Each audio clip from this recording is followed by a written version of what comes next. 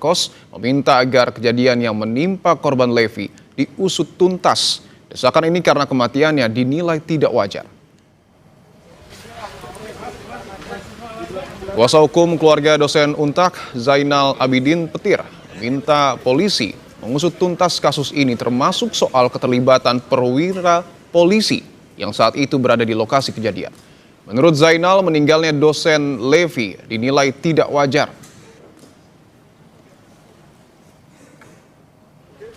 Polisi betul-betul bisa mengungkap misteri kematian dosen muda cantik Dr. Levi. Itu sangat banyak kejanggalan dan kecurigaan. Makanya saya selaku pengacara keluarga ada kejanggalan itu, ada kecurigaan atas kematian itu. Supaya tidak janggal dan curiga, polisi harus bisa membuktikan bahwa kematiannya itu karena apa.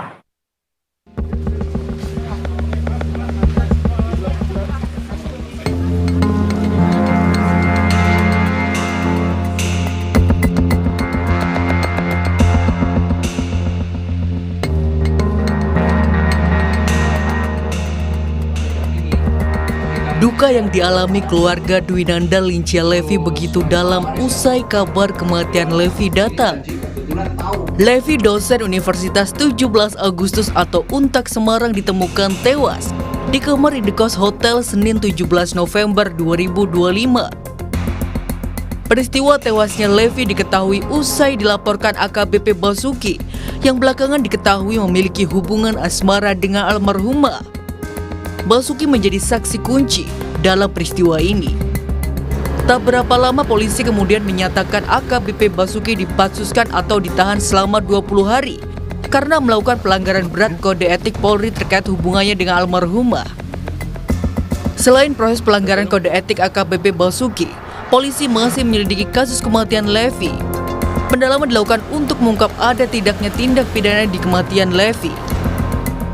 Ini saat ini menjadi saksi utama dari peristiwa tersebut karena yang bersangkutan berada di kamar tersebut dengan korban. Oleh karena itu, kita sedang melakukan pendalaman yang intensif terhadap yang bersangkutan.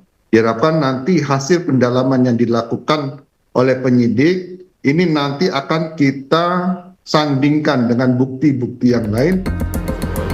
Di kasus kematian Levi, muncul anggapan kejanggalan lantaran AKBP Basuki sempat mengirim foto Levi dengan bercak darah ke keluarga. Soal ini, Untak Semarang membentuk tim advokasi untuk mengawal penyelidikan kasus sekaligus proses pelanggaran kode etik AKBP Basuki. Awal mulai dari Senin lah, insya Allah ya, Senin kita mulai mengawal kasus ini, baik di tingkat disiplin profesi itu, di Propam, Provos, maupun nanti pada saat penyidikan kalau memang itu masuk dalam ranah tindak pidana. Untuk mengungkap misteri kematian Levi, polisi telah melakukan olah TKP, memeriksa saksi, dan mengumpulkan barang bukti. Tim Liputan Kompas TV. Saudara, hingga kini penyebab kematian dosen Untak masih terus didalami polisi. Soal kasus ini kita bahas bersama kuasa hukum dosen Levi, Zainal Abidin Petir, dan juga mantan Kabar Reskrim Susno Duaji. Pak Susno, selamat sore. Bang Zainal, selamat sore. Selamat sore para pemirsa.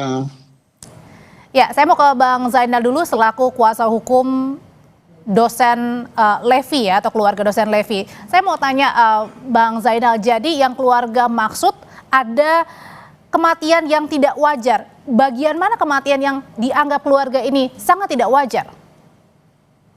Ya, terima kasih Mbak Audrey. Kematian yang tidak wajar itu muncul kecurigaan karena Dr. Levi meninggal di kamar hotel, kondisi telanjang bulat, dan ada bercak-bercak darah.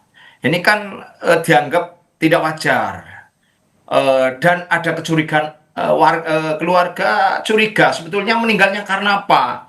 Ternyata di situ ada perwira menengah Polda Jawa Tengah AKBP B yang waktu itu nampak gelisah, grogi maupun nampak kebingungan ketika membuat laporan ke Polrestabes gitu loh. Jadi ini yang membuat kami semakin curiga.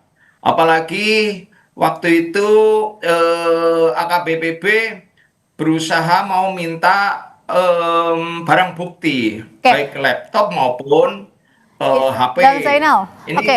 kami curiga seperti itu gitu. Ya, Bang Zainal, kita runut dulu ya. Jadi AKBPB ini sempat menghubungi keluarga pertama kali untuk mengatakan bahwa almarhum atau korban ini meninggal dunia.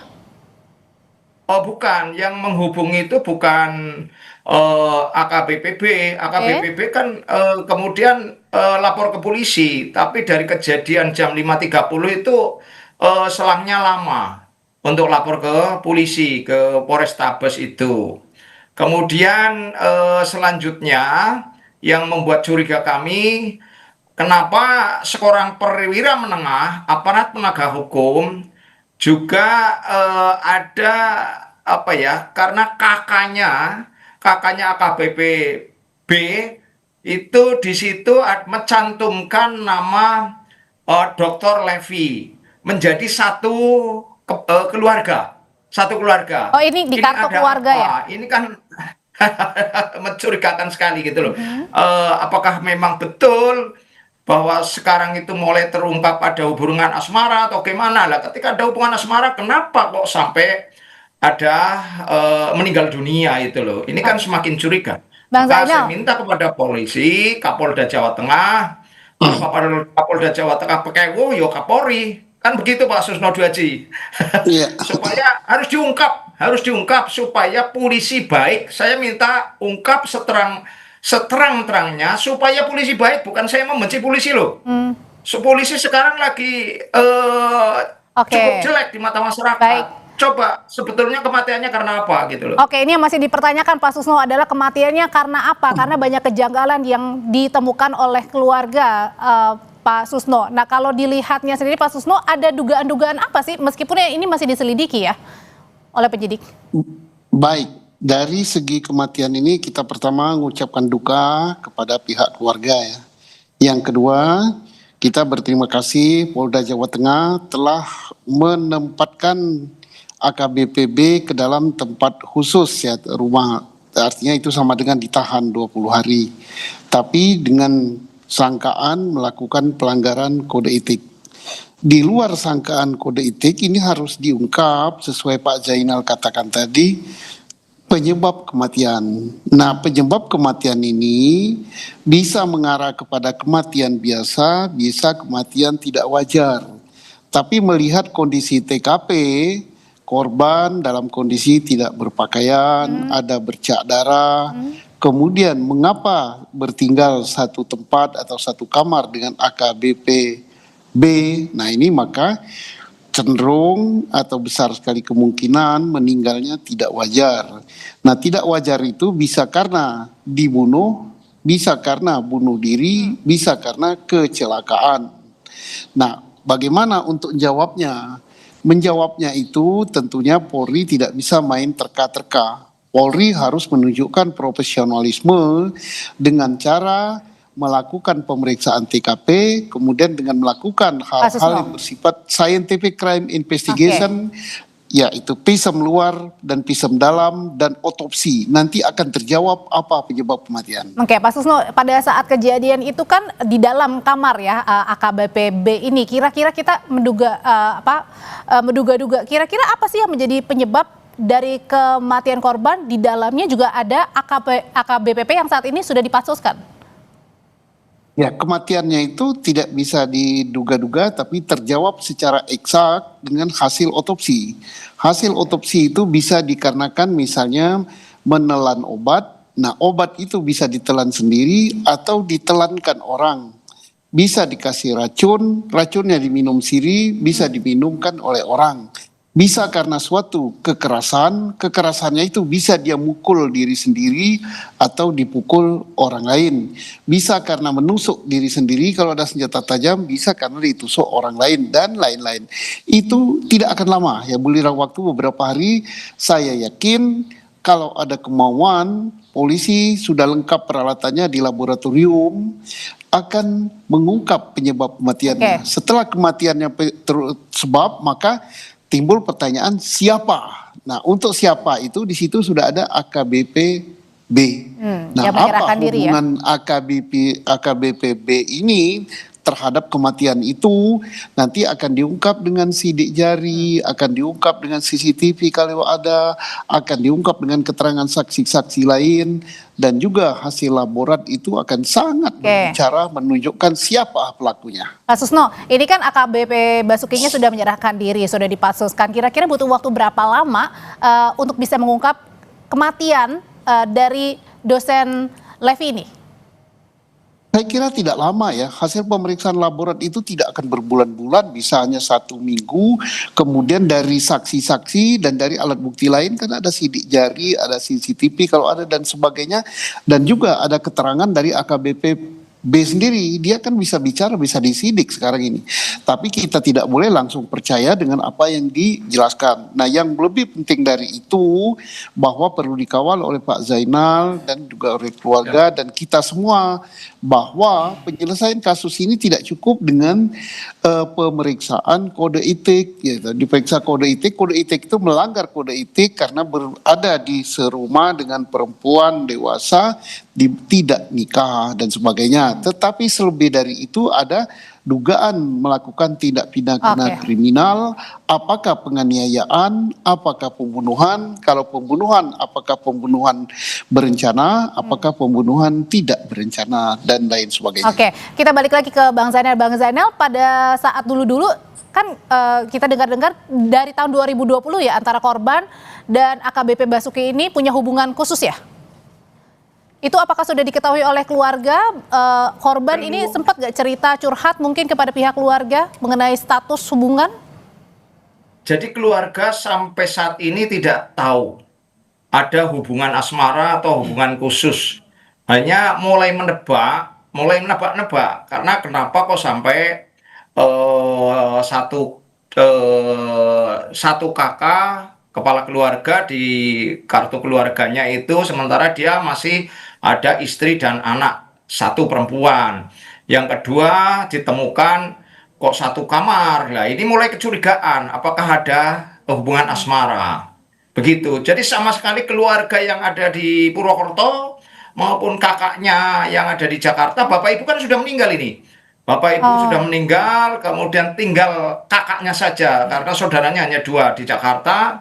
Jadi sama sekali tidak pernah mendengar kalau ada pacaran dengan seorang polisi, itu tidak pernah, tidak mendengar itu. Dan pada saat setelah kejadian ini berlangsung, tadi dikatakan bahwa AKBP Basuki ini sempat meminta laptop ya tadi ya? Iya, itu menurut informasi laptop mau dibawa oleh AKBP B, tapi oleh petugas Inafis dari Polrestabes Semarang dilarang karena ini bagian dari barang bukti gitu loh. Dan perlu saya tambahkan bahwa Pak Susno Dwaji bahwa sekarang itu sudah ada laporan polisi. Kalau AKBP B sekarang di laporan polisi itu model B, laporan polisi model B. Kalau laporan polisi model B kan karena temuan dari petugas maupun dari polisi, dia kena pasal 359. Kelalaian menyebabkan orang mati. 359 KUHP. Nah, sekarang perkaranya tadinya dari Polsek Gajah Mungkur, karena wilayah kejadian di TKP-nya kan masuk Polsek Gajah Mungkur. Sekarang itu sudah ditarik ke Polda Jawa Tengah. Ini untuk didalami lebih lanjut ya berarti ya.